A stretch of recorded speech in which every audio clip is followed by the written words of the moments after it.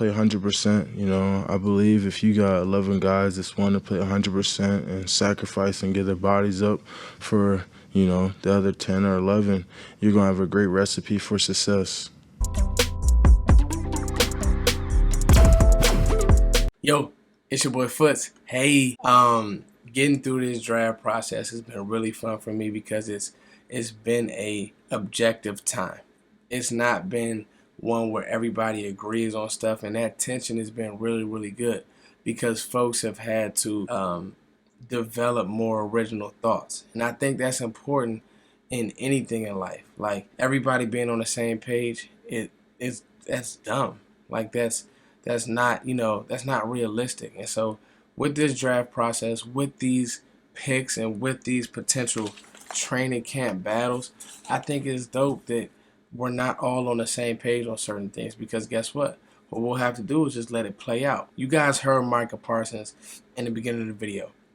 His play style, and just speaking on that pick, his play style and what he's going to bring to this team, I think is going to be special. And that's me saying that, and I really wasn't like high on the player coming in, but he's my guy now because he's a Cowboy. And it's all about making the pick make sense. When you listen to Dan Quinn talk, you see how they're oozing with how they're going to use him. My biggest thing about the draft process, the team building process, is a plan. Well, Dan Quinn outlined a plan: effort, speed, and relentlessness. And that's what Micah Parsons is going to give you. I think that his press conference was very natural. You know, he was being himself. He was very charismatic. So I just wanted to drop that nugget in there. Now, let's get to these battles, because I've said this: when a defense is as bad as the Cowboys were last year, nobody's safe. And why would they be? And as fans, guys, guess what? We should be happy that at least Dallas is throwing enough skins at the wall that something will fall, like some will rub off. Like, yo, one of these players will be something. We'll hit on some of these guys, and that the defense will be better. You dig what I'm saying? Like the fact that they actually, you know what? We weren't good. And it's not all the coaching. That's another point before I get to these battles. It's not all the coaching. It's just not. Some of these guys couldn't play. Like, no, Mike Nolan should not have tried to put in a new defense during the pandemic. I'm pretty sure he got it down and said, man, hey, man, I need some help. These guys aren't it. And Dan Quinn, they hired him. Maybe he didn't hit it out the park as a head coach, but they hired him to be a DC, and I trust Dan Quinn as a DC. I really, really do. Let's get to position battle number one. All right, guys. Number one, any linebacker not named Micah Parsons. Micah Parsons is going to be on the field. Everybody else, Jalen, Leighton, Jabril Cox, my steal of the draft. Hell, even Keanu Neal. Everybody else has to duke it out. And that's how it should be. I think with Jabril Cox, he fits what the NFL is now. Gotta have fast guys who can run. He reminds me of Fred Warner.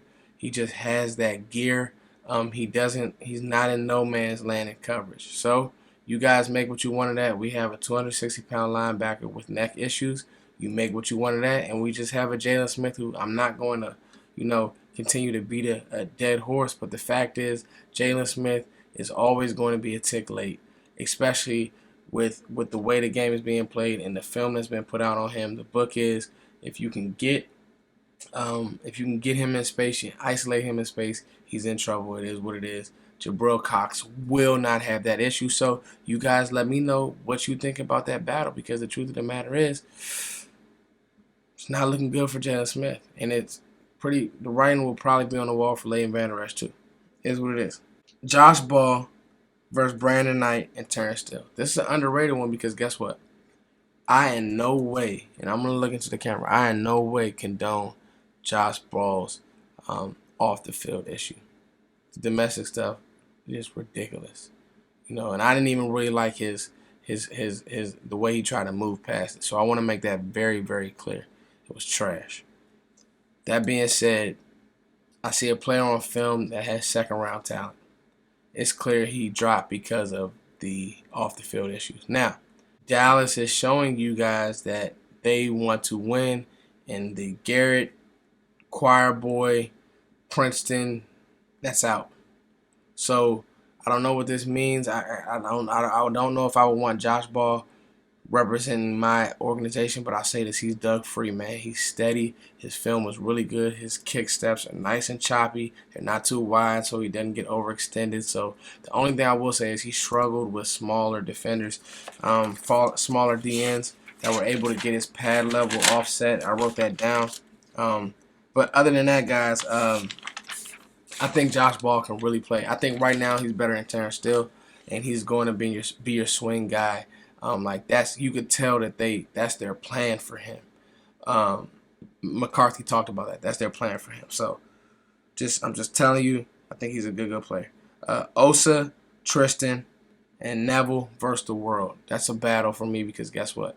I said I got 5 battles. I only got 4, y'all. My bad. I only got 4 battles. Because I want to make realistic. I didn't want to come up with any fluff. Those are my favorite D tackles just on this team. Now, yes, there are guys, Antoine Woods, Bohannon. I'll say this about Quinn Bohannon, and I'm not going to be a Homer Simpson. All of these picks weren't great picks. I actually liked the Nashawn Wright pick. I'm not high on Bohannon's film.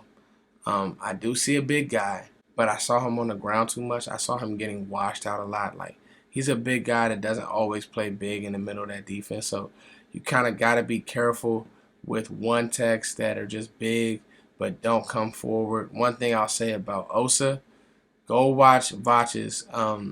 He just did film on him, and I saw this as well on film. He resets the line of scrimmage, even at 280. He plays much bigger than 280. He's really stout in his run fit. I like Osa Odigizua, and I think that the UCLA DT is going to be a very stout player in the middle of that defense. So those are my favorite D linemen. Some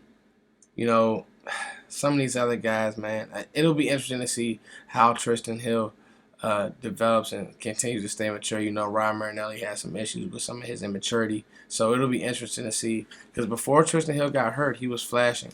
So he's definitely going to be one of those get upfield quick guys. But I think, not Bohannon. I think that Osa is going to give us a lot early on. And the rest of these guys just have to duke it out. Antoine Woods, I really don't want him on the team anymore. I just don't think he really gives us anything. So that's just me. And then the last one, guys, I got Chauncey versus Dorrance Armstrong. Okay, so to me, Chauncey Golston is already better than Dorrance Armstrong because Dorrance Armstrong has made really no plays in this NFL. He's made no plays in the league. And so I don't think it'll be hard to remove or should I say move on from Dorrance because he really gives you nothing. And I think that Chauncey Golston will come in instantly and be your Tyrone Crawford. Play all across that line, be great against the run. He's not going to be a super twitchy guy, but his effort is going to get him sacks. Like him and Osa are effort players. They're not going to bend it. Well, actually, Osa has some good he actually has some real good pass rush stuff. But Chauncey, that's not his game. But there's still a role for a run defending defensive end that sets the edge hard, plays with good hands, and I think that's what Chauncey Golston does. So I think that Dorrance Armstrong is going to find his way. This is the one that I feel very confident about. I think he is going to find his way off of this roster. That's just me. You guys let me know what you think. But these are my 4 position battles, just kind of peeking into what we might see throughout the offseason, OTAs. You guys let me know what you think. It's your boy Foots. Give me some position battles that you guys want to see. Players that you like, hey, man, this guy needs to step it up. If I miss one, you guys jump in here. But thank you guys so much for rocking with me throughout the draft season. Hit up the Cash App. I put it on the screen. Me and Vosh just did a live stream. You guys hit that up. Go check out all of Joe Rod's work. He puts out a lot of great stuff. That's my guy, man. Check out everybody's stuff. Sky Steel, all the OGs. It's your boy Foots as always. Thank you for liking, sharing, and subscribing. Hey, shouts to the homie Jeff Kavanaugh too. The big dog. Peace.